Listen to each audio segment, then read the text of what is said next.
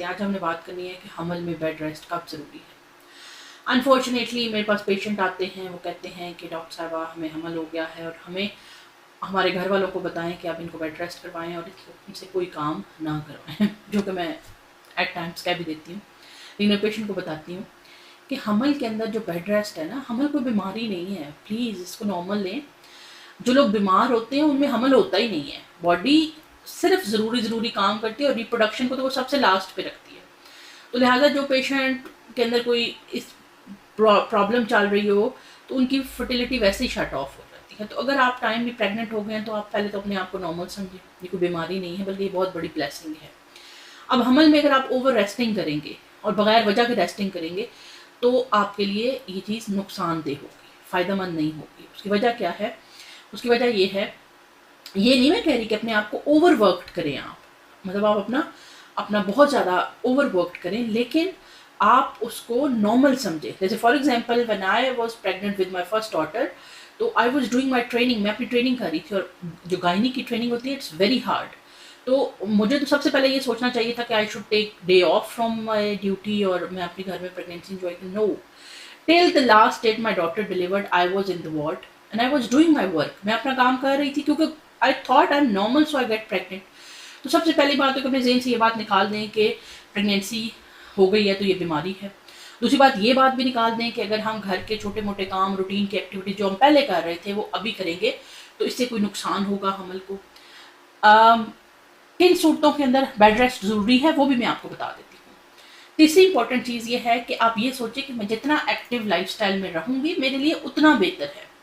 नकाहत का होना नॉर्मल है, लेकिन अगर आप इस नकाहत को सर पे सवार कर लेंगे, बॉडी को बिल्कुल रेस्टिंग पे छोड़ देंगे तो आपके लिए प्रेगनेंसी और उसके कॉन्सिक्वेंसेस मुश्किल हो जाएंगे। यानी आपका सी सेक्शन का चांस बढ़ जाएगा, आपके अंदर जो है वो नॉर्मल डिलीवरी का चांस ज़ाहिर है कम हो जाएगा, आपको शुगर, ब्लड प्रेशर के मसाइल, इस तरह की चीज़ें जो है वो आना शुरू हो जाएंगी। तो अपने आप को लिहाजा एक्टिव रखिए। अब बेड रेस्ट कब करना है?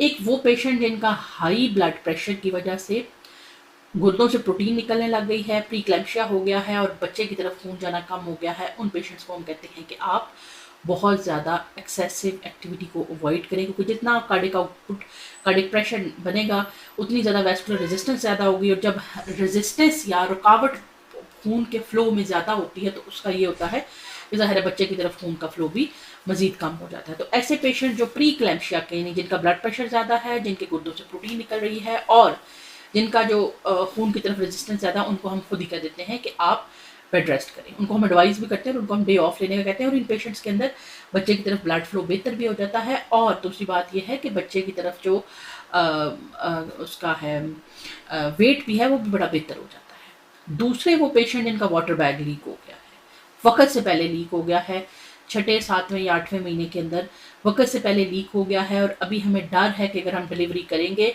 तो बच्चा मुकम्मल तौर पे नहीं बना हुआ और नर्सरी के अंदर उसके बचने के चांसेस कम हो जाएंगे।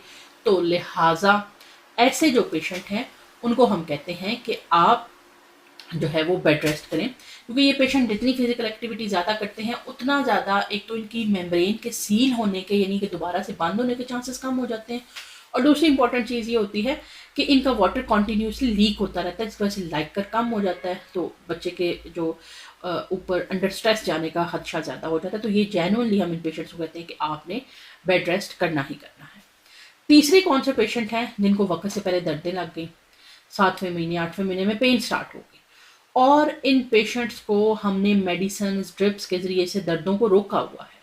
अब ये पेशेंट जितना ज़्यादा फिजिकल एक्टिविटी करेंगे उतना ज़्यादा ग्रेविटी के इफेक्ट की वजह से हेड नीचे जाएगा और लेबर मज़ीद जो है वो ऑगमेंट होगा या ज़्यादा होगा। तो उन पेशेंट्स को भी हम कहते हैं कि जो प्री टर्म लेबर, यानी वक्त से पहले दर्दें स्टार्ट होगी और अब चूंकि वो पेशेंट दवाइयाँ खा खा के लेबर को रोक रहा है, मेडिसिन ले रहा है ताकि लेबर ना हो, पेन्स ना आए, तो उस पेशेंट्स को भी हम कहते हैं कि आप बेड रेस्ट करें, क्योंकि यूजुअली फिजिकल एक्टिविटी एग्रीवेट करती है लेबर के प्रोसेस को। इसी तरह से वो पेशेंट जिनकी बच्चेदानी कमज़ोर है और उसकी कमज़ोरी की वजह से उनके बच्चे ज़ाया हो जाते हैं, उनको टांका लगाया गया है बच्चेदानी के मुंह के ऊपर, मैकडॉनल्ड स्टिच लगाया गया हो या श्रेडोकर लगाया गया हो, कोई भी जो उनको स्टिच लगाया गया हो, ताकि अब वो यूट्रस जो है वो थोड़ी स्ट्रॉन्ग हो और बच्चे को एटलीस्ट 9 मंथ्स या 8 मंथ तक कैरी करे, तो उनको भी हम कहते हैं कि आप बेड रेस्ट करें, क्योंकि बेड रेस्ट से होता ये है कि पेशेंट जो है वो ग्रेविटी को मिनिमम एक्सपोज होता है फिजिकल एक्टिविटी कम होने की वजह से। तो जो हमारे पास सक्सेस है मैकडोनल्ड्स रिच की, वो बहुत बेहतर हो जाती है। इन पेशेंट को हम कहते हैं they can take off from their work and they can stay at home in between. जो बहुत हाई रिस्क होते हैं, जिनको पता होता है कि इनके पहले 4-5 प्रेगनेंसी लॉस हो चुके हैं। अब आखिर में आते हैं आईवीएफ के पेशेंट। अब आईवीएफ के जो पेशेंट होते हैं, देखें इनके तो हमारे पास ऐसे भी होते हैं 12-12 साल के बाद, 10 ईयर्स के बाद, 8 ईयर्स के बाद पेशेंट कंसीव कर लेते हैं। तो they are psychologically more concerned about their pregnancies. तो ये सवाल वो पेशेंट बहुत पूछते हैं, वो कहते हैं हम तो बेड से उतरते ही नहीं हैं। तो ऐसा ना करें, अपनी नॉर्मल रूटीन की एक्टिविटी करें। हाँ, हैवी फिजिकल एक्टिविटी ना करें, लॉन्ग जो ट्रैवल है उनको अवॉइड करें, कोई भारी चीज़ें उठाने से परहेज़ करें, लेकिन बिल्कुल जो बेड पे रेस्ट पे चले जाना है, वो भी प्रेगनेंसी का आउटकम कम करता है, ख़राब करता है। कैसे कि आपको ब्लड प्रेशर रहने लग जाएगा, आपको शुगर रहने लग जाएगा, आपकी बॉडी के अंदर इंसुलिन की रेजिस्टेंस ज़्यादा हो जाएगी, तो थिंग्स विल गेट वर्स।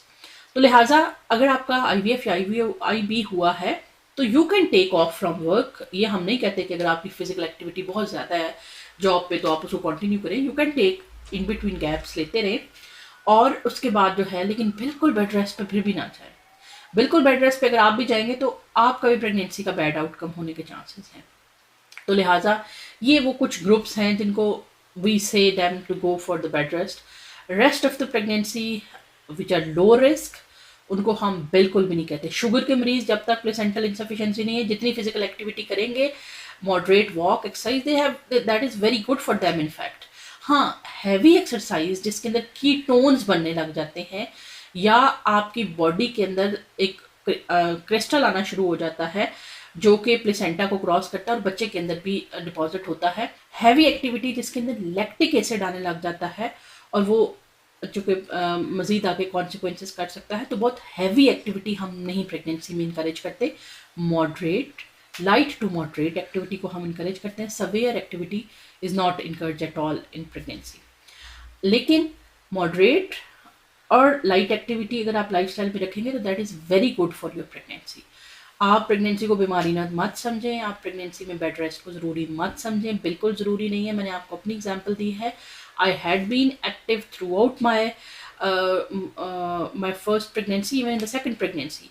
तो मुझे ऐसे लगता था कि that was very good thing, क्योंकि आपका टाइम एक गुजर रहा होता, आपको पता नहीं चल रहा होता। इसके मुकाबले में जब आप बेड रेस्ट पे चले जाते हैं तो आपका जो पोस्टमार्टम डिप्रेशन है, जो पोस्टमार्टम एंजाइटीज़ है, ये पोस्टमार्टम ब्लूज़ हैं, वो उन लोगों के अंदर ज़्यादा देखे जाते हैं जो बेड रेस्ट करते हैं। तो लिहाजा अपनी प्रेगनेंसी को इंजॉय करें और ये चीज़ अंडरस्टैंड करें कि we are normal so we conceived. जो अब नॉर्मल होते हैं या जिनके अंदर कोई प्रॉब्लम्स होते हैं वो इतनी ईजिली कंसीव नहीं करते। हमारे क्लिनिक में जो इनफर्टिलिटी के पेशेंट्स आते रहते हैं वो देखा जाता है कि वो कुछ ज़रा सा भी अगर प्रॉब्लम आ जाता है तो आपकी कंसेप्शन नहीं होती है। तो इसको नॉर्मल लें। मिलते हैं इंशाल्लाह नेक्स्ट किसी वीडियो में, तब तक के लिए अल्लाह।